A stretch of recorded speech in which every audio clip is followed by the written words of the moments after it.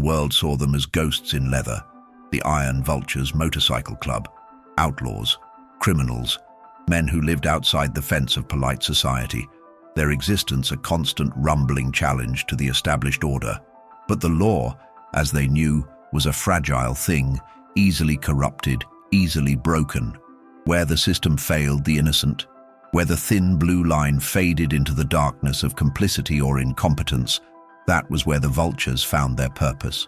They weren't heroes in shining armor, they were road justice, delivered raw and unforgiving, governed by a code etched deeper than any statute book: honor, loyalty, and the uncompromising protection of the weak. Their president, STONE Callahan, was the axis of this commitment, a man whose name was forged in the fire of prison concrete and who carried the quiet gravity of a war monument. His eyes had seen the worst of humanity, and from that wreckage he had built an unshakable moral compass. Tonight, that compass pointed due south, toward the suffocating heat of the Texas borderlands and a place called Harmony Creek, a name now cruelly ironic. The target was Caleb the banker Thorne, not an MC rival, but a wolf in a sheepskin suit, a small-town predator who had spent a decade running a sprawling operation of exploitation. Thorne used his legitimate local bank as a front, leveraging the desperation of undocumented migrant families and poor sharecroppers. He would loan them money at usurious rates. Then, when they defaulted, as he ensured they inevitably would, he'd seize their children under the guise of paying off the debt, forcing them into labor camps disguised as re-education farms. The local sheriff, Thorne's silent partner, looked the other way, drowning any cries for help in a swamp of bureaucratic indifference and fear. Stone received the plea not through official channels, but through the underground network that only the true outlaws and the truly desperate understand. It was a faded, tear-stained photograph of a 6-year-old girl named Sophia, held by her older brother, Eduardo, who had managed to escape the compound. The fear in Eduardo's eyes was a mirror of the innocent terror Stone had sworn to eradicate. The vultures didn't debate the morality, they only planned the logistics. "This ain't about profit, it ain't about territory," Stone told his chapter, the low thrum of their Harleys vibrating through the dusty floor of the clubhouse. "This is about the code. We don't hurt kids. We don't let others hurt kids. Thorne thinks his badges and his bank vaults make him untouchable. Tonight, we remind him that on the road there are higher laws than the states, laws that demand blood for this kind of sin."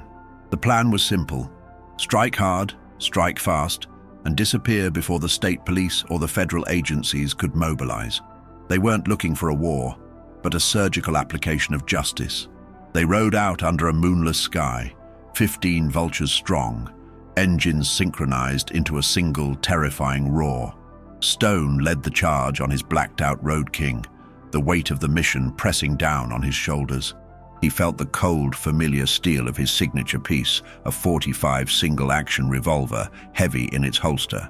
It held only 7 rounds, 6 for the mission, 1 for himself, if the impossible became the inevitable. That was the grim arithmetic of an outlaw choosing to be a hero. Survival was always secondary to success. As they approached Harmony Creek, they saw the compound, a high-walled fortress masquerading as a farm surrounded by razor wire and guarded by Thorne's hired muscle, a crew of ex-convicts who believed brutality was currency. The vultures dismounted half a mile away, moving through the thick scrub brush like shadows. They were professionals, honed by years of conflict. Every man knew his role, from Whisper, the quiet, deadly knife specialist, to Tank, the massive enforcer whose presence alone was a weapon. Stone and Whisper took the main gate. The 2 guards, complacent and bored, were silenced before they could even raise their weapons. There was no theatricality, only cold, necessary efficiency. They disabled the generator, plunging the compound into a darkness broken only by the pale, uncertain beam of their flashlights. The sudden silence was more menacing than any noise. Inside, the living conditions confirmed their worst fears. A single, dilapidated barracks held 30 children, huddled together on thin, stained mattresses, their eyes wide and frightened. The air was thick with the smell of unwashed bodies and despair. The moment Stone looked into Sophia's eyes, The girl from the photo, his decision was solidified, his honor reinforced. He was here to save them all, and nothing, not a single life, mattered more than the success of this extraction. "We move now," Stone commanded over the comms, his voice a low, urgent rasp. "Tank, secure the perimeter. Everyone else, get these kids out and onto the trucks we stashed in the woods. Nobody gets left behind." The Vultures, men who usually reveled in chaos, moved with a tenderness that defied their reputation, carefully lifting the children, whispering reassurances in gruff voices. But Thorne had anticipated trouble, if not from the law, then from the kind of men who valued honor more than paper money. As the first group of children was being led through a breach in the back fence, the compound's floodlights suddenly snapped back on, blinding and harsh. It was a secondary system, triggered by Thorne himself from the relative safety of the main house. The surrounding brush immediately erupted with gunfire. They were pinned down, the Vultures caught in the crossfire, their motorcycles too far away to provide an escape. Stone knew instantly. The extraction had become a siege. "They're coming from the house! Thorne knew!" Tank roared over the radio, the sound of his massive shotgun echoing as he laid down suppressive fire. Stone pushed Sophia into the arms of the nearest Vulture. "Get her out! Run!" He turned, drawing his 45, the weight of the 7 bullets a grim reminder of the pact he had made with himself. He knew that for all of them to walk away, he needed to buy them time, and time in this place was measured in bullets. He took a breath, the dust of the road settling in his lungs, the scent of gunpowder replacing the stale air of fear. The moment of reckoning had arrived. Survival was a luxury. Honor was the only currency that mattered. He would hold the line. The compound was now a crucible of fire and shadow. Stone stood his ground near the barracks entrance, the steel of his 45 warm in his hand, a bulwark against the tide of Thorne's mercenaries.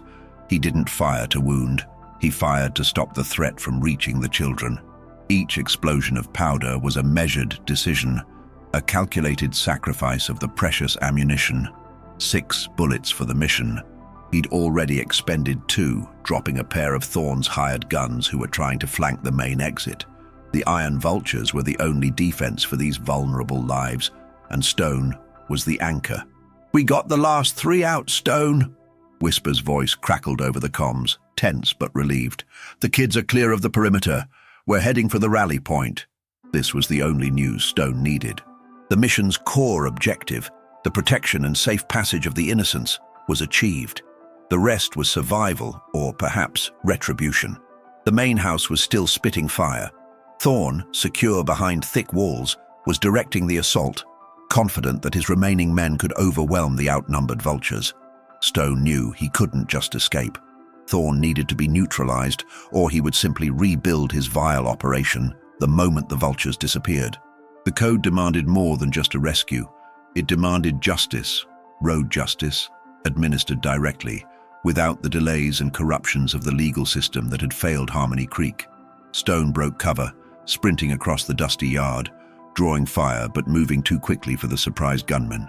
He used an abandoned tractor as temporary shield, reloading his 45 swiftly and silently. 4 bullets left. He saw Tank struggling against 3 heavy-set thugs near the supply shed. Tank was a powerhouse, but his movements were slowing, his massive frame a magnet for bullets.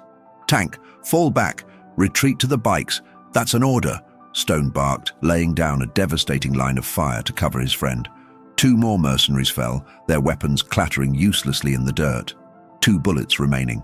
Tank, recognizing the sound of finality in Stone's voice, used the distraction to break free, grabbing a sputtering Vulture named Ryder and dragging him toward the back fence. "Stone, get out of there. Thorne is barricaded. Let the cops clean up the rest." "Negative, Tank," Stone replied, his voice calm, focused. He knew the police wouldn't touch Thorne. This needed to end here. The cops didn't see Sophia's face. "Thorne's operation ends tonight. Tell the others to move the children and wait for my signal." He turned, the glow of the distant headlights of the escaping transport trucks giving him a final, fierce sense of purpose. He had 2 bullets, 1 for Thorne and 1 for the absolute worst-case scenario. Stone used the confusion of the vulture's sudden retreat to his advantage, moving low and fast through the shadows toward the main house. The front door was reinforced steel, impervious to anything less than a military breaching charge. He skirted the side, finding a weak basement window, and slipped inside, a silent, lethal phantom entering the belly of the beast. The interior of the house smelled of expensive cigars and cheap, sickening fear.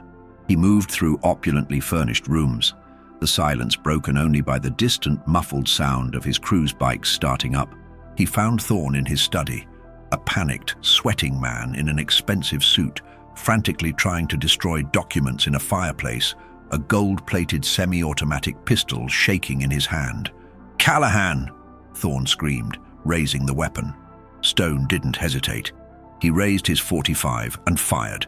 The first bullet, the second to last he had, slammed into Thorne's shoulder, dropping him instantly, the gold-plated pistol skittering across the marble floor. Thorne howled, clutching his wound. It wasn't a killing shot. It was a disabling shot, delivered with cold surgical intent. Stone stood over him, the dark silhouette of the outlaw overshadowing the ruined businessman. "You think you're above the law, Thorne? You think a badge on a payroll protects you when you prey on the innocent?" Stone didn't wait for an answer. He picked up the discarded documents, the ledger detailing the names of the seized children and the complicit officials. This was the proof. This was the total victory. He tossed the ledger and the pistol into the fireplace, letting them burn. "The law will find your little farms empty, Thorne, but the road will remember what you did." Sirens began to wail in the distance, the real police, finally drawn by the sheer volume of the gunfight. Stone had moments. He retrieved his only remaining round, the final bullet, from his belt and placed it in the cylinder. He looked at Thorne, bleeding and terrified, realizing the finality of the vulture's justice. Thorne would live, but his empire was ash, and the documented proof of his crimes was gone, leaving nothing but an impossible-to-explain gunfight and empty children's barracks. The system would have to deal with the chaos, but the innocents were free. Stone made his final choice. He looked at the single bullet, a pact made years ago, a guarantee that he would never be taken alive to betray his code or his brothers. He looked at the window, the path to freedom, and then back at the groaning Thorne. He knew Thorne's survival meant a lifetime of pain and fear, knowing that the road justice he had faced was always watching. Stone lowered the revolver, placing the final bullet back into his belt pouch. He chose not survival through suicide, but honor through total success. His own safety was a distant, irrelevant concern. The children were safe. The proof was gone. Thorne was broken. The outlaws had won. He smashed the study lamp against the wall, grabbed the burning ledger from the fire, just enough to light his path, and disappeared out the basement window and into the encompassing, welcoming darkness. The roar of his Road King was the final signature on the landscape of justice, fading into the night as the sirens grew louder.